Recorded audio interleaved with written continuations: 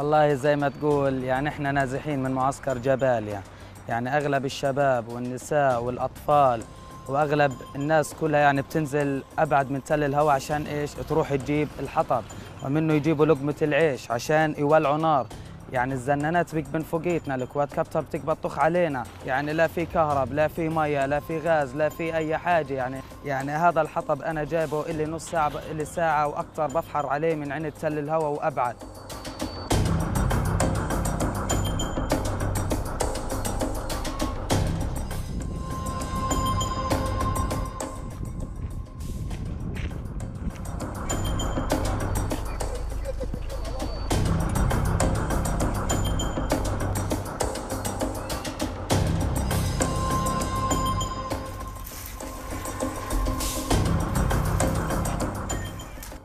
قبل الحرب كان الكيلو ينباع بنص شيكل تقريبا، اقولت يعني نص شيكل كبير شيكل.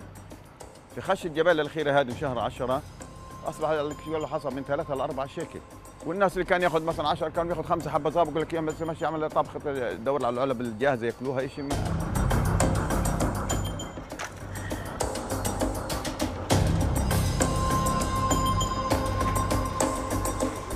احنا بعد حرب 12 شهر تقريبا او اقل او اكثر وصلنا لجأنا لهذه الطريقه، لانه نحن سوى معيشه عندنا كانت صعبه موجود بعدم وجود توفير الغاز.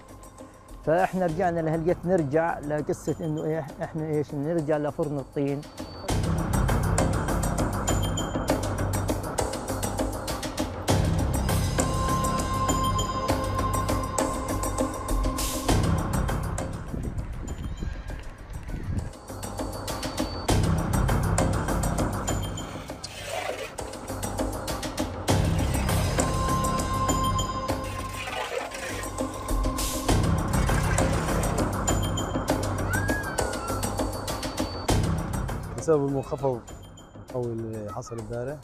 Due to the rain yesterday, water gathered over the worn-out tents and broke them.